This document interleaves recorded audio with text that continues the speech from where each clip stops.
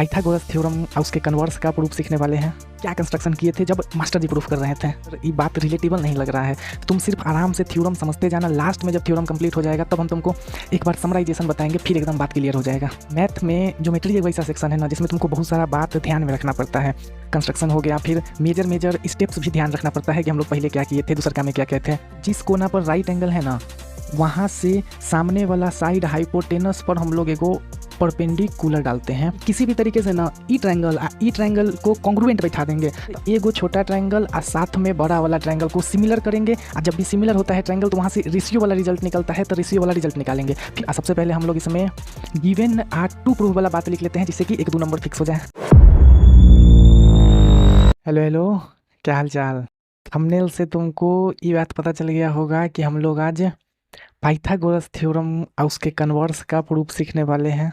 Pythagoras theorem क्या होता है ये बात तुमको पहले से पता होगा कि सर अगर कोनो राइट एंगल ट्रायंगल है तो उसमें जो हाइपोटेनस होता है उसका स्क्वायर बाकी दो साइड के स्क्वायर के जोड़ के बराबर होता है।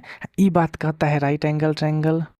फिर इसका कन्वर्स बोलता है कि अगर किसी ट्रायंगल में एगो साइड का स्क्वायर बाकी दो साइड के स्क्वायर के जोड़ के बराबर है तो वो ट्रायंगल जो है राइट एंगल ट्रायंगल होगा। ये बात कहता है कन्वर्स ऑफ पाइथागोरस थ्योरम। और इसका प्रूफ समझने के लिए तुमको दो कंसेप्ट पहले से आना चाहिए। कौन कौन सा दो कंसेप्ट? पहला कॉन्ग्रुएंसी ऑफ ट्रायंगल और दूसरा का सिमिलैरिटी ऑफ ट्रायंगल तुमको पहले से पता होना चाहिए। सर हम लोग प्रूफ वाला वीडियो देखने आए हैं तो जाहिर सा बात है कि ये बात तुमको पता जरूर होगा। तो हम लोग पहला का थ्योरम से स्टार्ट करते हैं। पहला थ्योरम का जो स्टेटमेंट है उसको पहले लिख लेते हैं कि theorem 1, in a right triangle the square of hypotenuse is equal to the sum of square of other two side. मतलब राइट एंगल ट्रायंगल में हाइपोटेनस का स्क्वायर बाकी दो साइड के स्क्वायर के जोड़ के बराबर होता है। ये हो जाएगा स्टेटमेंट। सबसे पहले हम लोग इसमें गिवन आर टू प्रूफ वाला बात लिख लेते हैं, जिससे कि 1-2 नंबर फिक्स हो जाए। अब इसमें एगो कंस्ट्रक्शन भी हमको करना है। कंस्ट्रक्शन को तुमको ध्यान में रखना पड़ेगा। मैथ में ज्योमेट्री एक वैसा सेक्शन है ना जिसमें तुमको बहुत सारा बात ध्यान में रखना पड़ता है। कंस्ट्रक्शन हो गया, फिर मेजर स्टेप्स भी ध्यान रखना पड़ता है कि हम लोग पहले क्या किए थे, दूसरा में क्या कहते हैं। तो थोड़ा सा ध्यान रखते हुए चलना। और जब हम शुरुआत में तुमको सॉल्यूशन करा रहे होंगे तो तुमको लगेगा कि सर ये बात रिलेटेबल नहीं लग रहा है, तो तुम सिर्फ आराम से थ्योरम समझते जाना। लास्ट में जब थ्योरम कंप्लीट हो जाएगा तब हम तुमको एक बार समराइजेशन बताएंगे, फिर एकदम बात क्लियर हो जाएगा। तो इसमें हम लोग एगो कंस्ट्रक्शन करने वाले हैं। वो कंस्ट्रक्शन क्या है कि ई ट्रायंगल में जिस कोना पर राइट एंगल है ना, वहाँ से सामने वाला साइड हाइपोटेनस पर हम लोग एगो परपेंडिकुलर डालते हैं। ई कंस्ट्रक्शन करेंगे। ई पॉइंट को मान लेते हैं पी, ई बात को लिख लेते हैं। अब ई प्रूफ का पूरा प्रोसीजर हम तुमको पहले ही समझा देते हैं। देखो हम करेंगे क्या इसमें कि यहाँ पर हमको 3 गो राइट एंगल ट्रायंगल दिख रहा है। कौन कौन सा 3 गो? सर एगो ई वाला ट्रायंगल भी राइट है, काहे कि 90 डिग्री है। एगो ई वाला ट्रायंगल भी राइट है, काहे कि यहाँ भी 90 डिग्री है। और साथ में ई बड़का ट्रायंगल तो राइट ट्रायंगल था ही। तो हम लोग इसमें एक बार एगो छोटा ट्रायंगल और साथ में बड़ा वाला ट्रायंगल को सिमिलर करेंगे। और जब भी सिमिलर होता है ट्रायंगल तो वहाँ से रेशियो वाला रिजल्ट निकलता है, तो रेशियो वाला रिजल्ट निकालेंगे। फिर वही काम ई छोटका ट्रायंगल और पूरा बड़ा ट्रायंगल के साथ करेंगे, और फिर वहाँ से भी रेशियो वाला रिजल्ट निकालेंगे। और रेशियो का रिजल्ट निकालने के बाद ना उनमें से कोई 2 गो रेशियो जो इक्वलिटी होता है उसको सेपरेट करके वहाँ से कुछ इक्वेशन निकालेंगे। उस इक्वेशन से हम लोग ये बात प्रूफ कर देंगे कि हाइपोटेनस का स्क्वायर ऐसा होता है। तो प्रोसीजर हम तुमको पहले इसलिए बता दिए हैं ताकि हम आगे क्या करने वाले हैं थोड़ा सा कन्फ्यूजन क्लियर हो जाए कि हम लोग आगे क्या क्या करने वाले हैं। अब सीधे सीधे सॉल्यूशन करते हुए बढ़ते हैं। तो सबसे पहले प्रूफ में हम क्या करेंगे, तो पहले एगो छोटका ट्रायंगल लेते हैं बी सी पी और साथ में बड़ा वाला ट्रायंगल। तो हम लोग in triangle B C P and triangle A B C E बड़ा वाला ट्रायंगल। अब इन दोनों ट्रायंगल को सिमिलर करते हैं। सिमिलर होगा कैसे, तो देखो ई बड़ा वाला ट्रायंगल में एगो एंगल 90 डिग्री है, ई छोटका ट्रायंगल में भी एगो एंगल 90 डिग्री है, आ साथ में बड़ा वाला ट्रायंगल में भी एंगल सी है, आई छोटा ट्रायंगल में भी एंगल सी है। यानी दो गो एंगल हमको बराबर मिल गया, तो सीधे सीधे एंगल एंगल सिमिलरिटी से ये दोनों सिमिलर हो जाएगा। तो इस ट्रायंगल में एंगल बी पी सी बराबर है एंगल बी पी सी बराबर है एंगल ए बी सी के, एंगल ए बी सी के, आ दोनों के दोनों 90 डिग्री के बराबर है। फिर उसके बाद इस ट्रायंगल में यानी छोटका ट्रायंगल में एंगल पी सी बी बराबर है एंगल बड़ा ट्रायंगल का ए सी बी के, ए सी बी। कैसे, तो ये जो बराबर आया वो आया कॉमन से, कहे कि दोनों कॉमन है।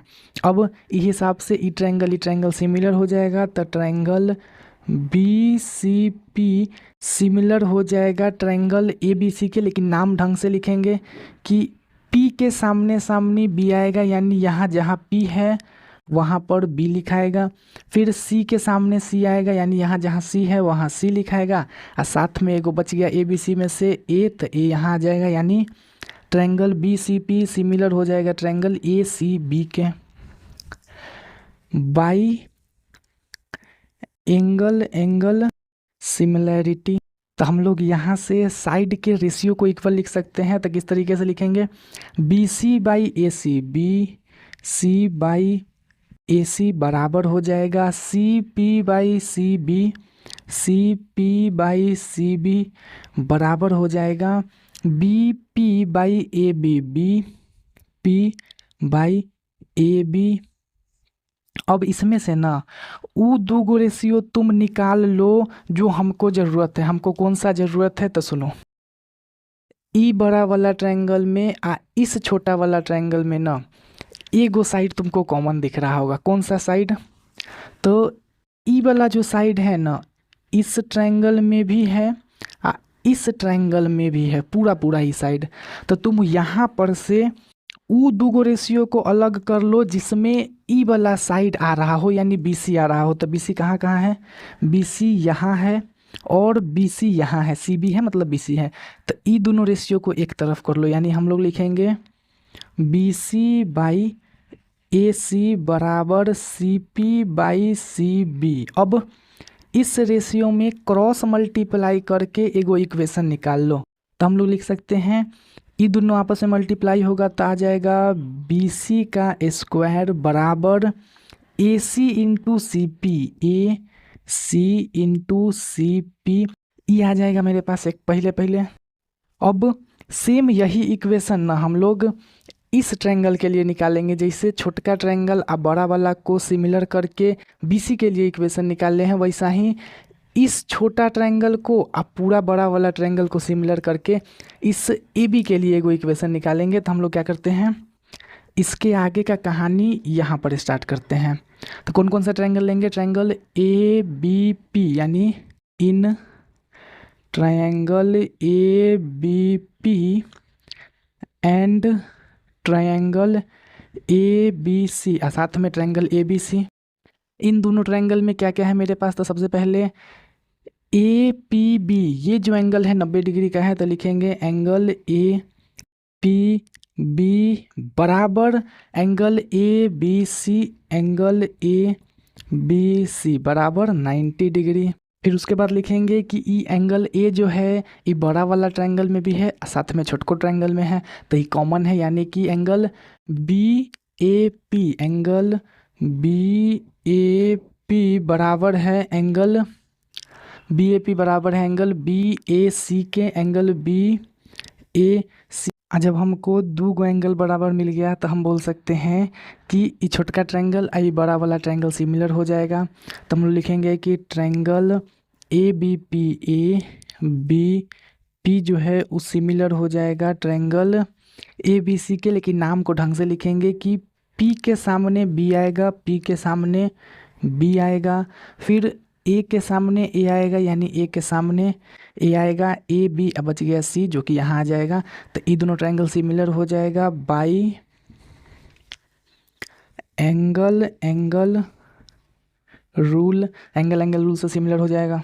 तो यहाँ से फिर से हम इस सिमिलैरिटी वाला रेशियो वाला इक्वेशन लिख सकते हैं। तो हम लोग लिखेंगे, इसको थोड़ा सा इधर लिखते हैं कि A B by A C बराबर हो जाएगा B P by C B बराबर हो जाएगा A P by A B. फिर से यहाँ से दो गो इक्वेशन निकालेंगे, ऐसा दो गो इक्वेशन निकालेंगे जिसमें ए बी आता हो। तो किसमें ए बी आता है, ए बी एगो यहाँ है, ए बी एगो यहाँ है, यानी ये दोनों इक्वेशन को अलग करेंगे। तो ए बी बटे ए सी बराबर हो जाएगा ए पी बटे ए बी। अब फिर से दोनों इक्वेशन को अलग करने के बाद क्रॉस मल्टीप्लाई करके ए बी स्क्वायर का वैल्यू निकाल लेंगे।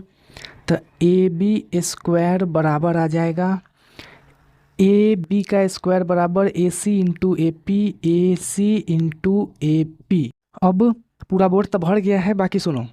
हम लोग क्या किए, यहाँ से ए बी स्क्वायर का वैल्यू निकाल लिए और यहाँ पर बी सी स्क्वायर का वैल्यू निकाल लिए, यानी इसके स्क्वायर का वैल्यू निकाल लिए। हमको साबित क्या करना था कि इसका स्क्वायर को जोड़ के इसके स्क्वायर के बराबर आता है। तो अब हम लोग जो इन दोनों के स्क्वायर का वैल्यू निकाले हैं ना, उसको आपस में ऐड कर देंगे, तब मेरे पास जो फाइनल रिजल्ट है वो आ जाएगा।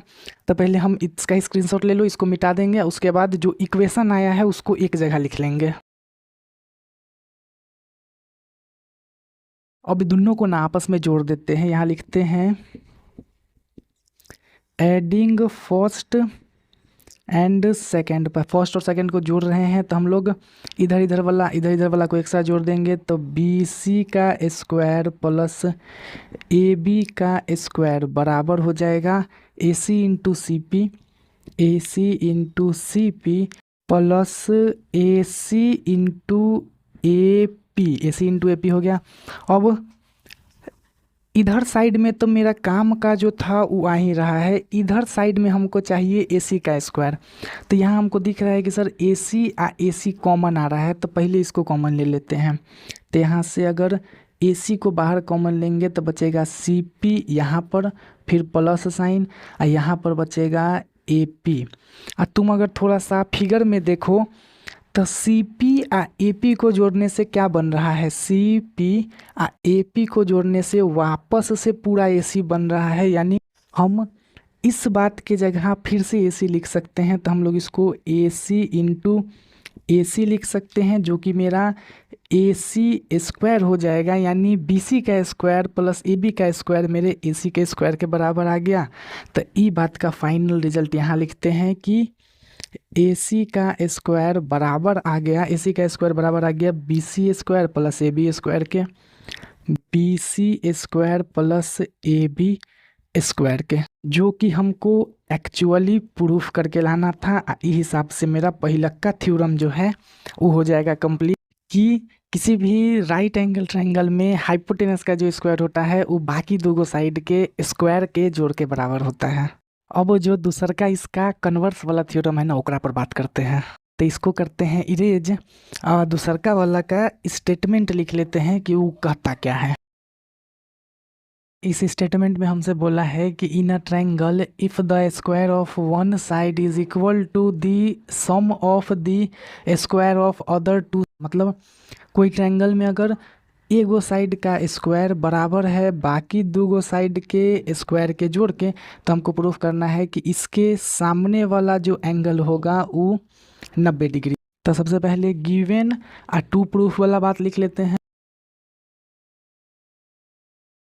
गिवन में हो जाएगा मेरे पास कि एगो ट्रायंगल ए बी सी है जिसमें ए सी स्क्वायर यानी कि एक साइड का स्क्वायर बराबर है A B square plus B C square, यानी बाकी दो साइड के स्क्वायर के जोड़ के।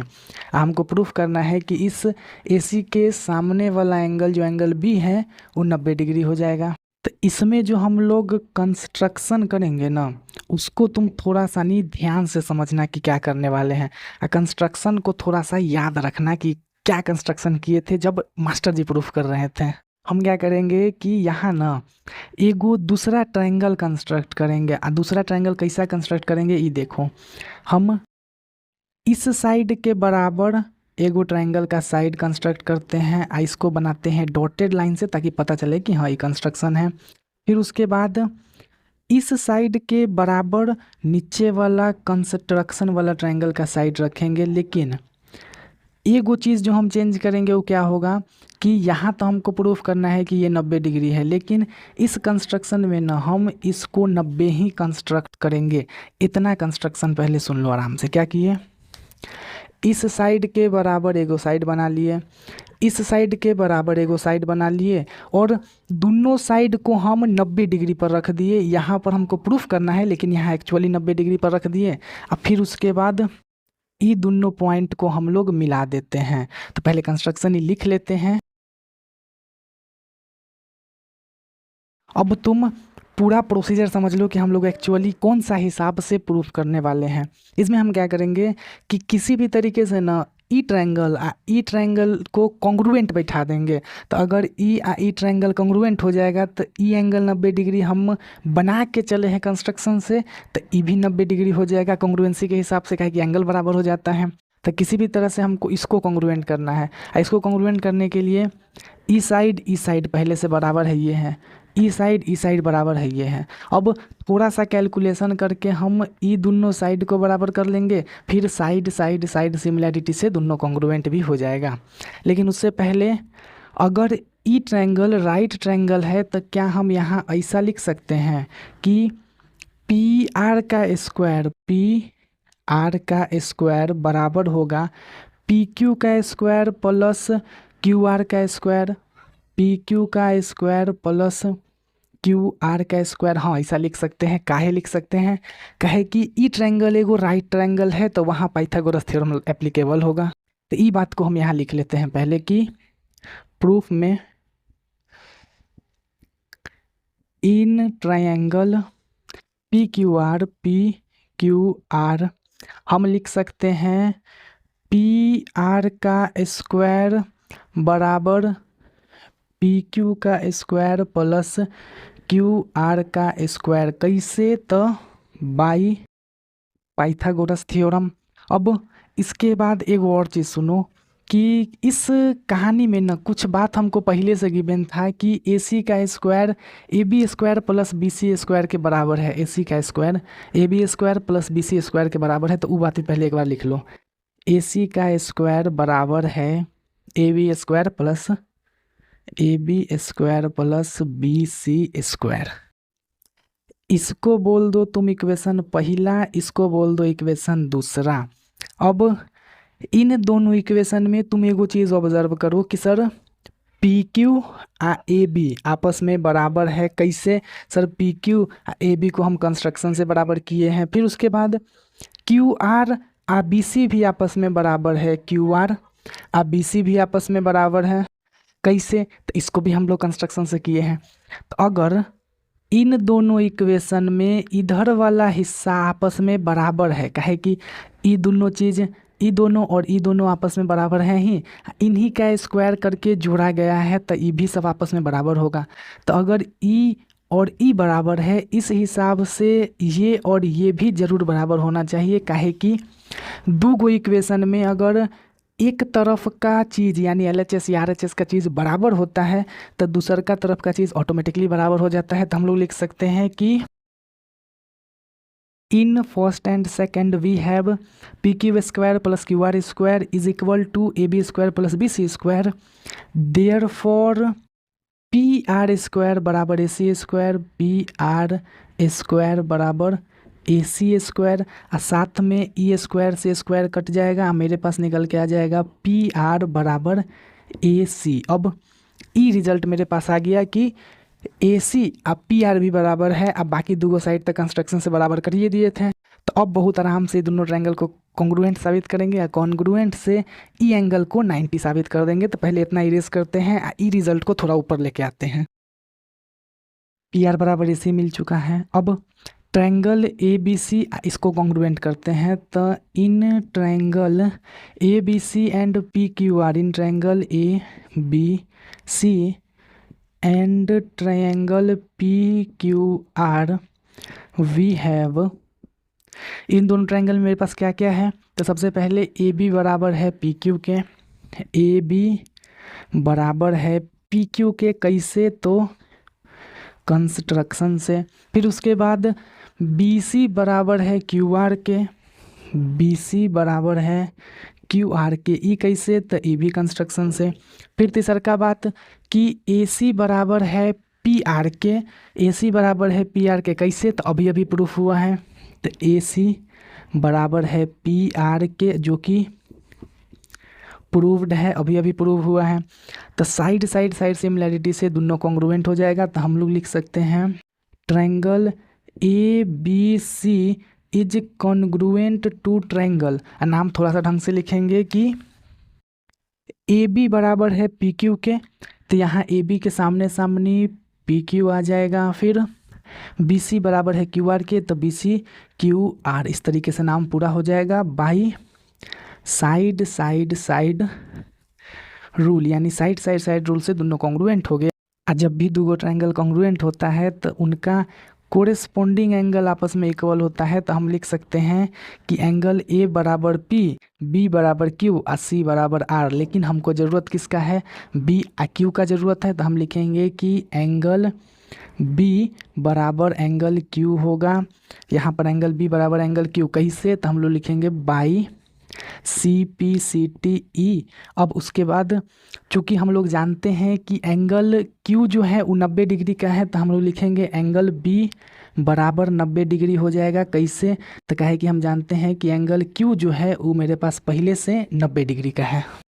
इस हिसाब से मेरा जो एक्चुअली प्रूफ करना था कि एंगल बी 90 डिग्री होगा, ये हो जाएगा प्रूफ। यानी अगर किसी ट्रायंगल में एगो साइड के स्क्वायर बाकी दूगो साइड के स्क्वायर के जोड़ के बराबर है, तब वो ट्रायंगल राइट एंगल ट्रायंगल होगा।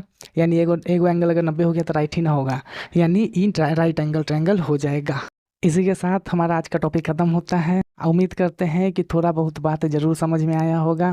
फिर से मिलते हैं किसी अगले वीडियो में किसी नया टॉपिक के साथ, तब तक के लिए जय हिंद।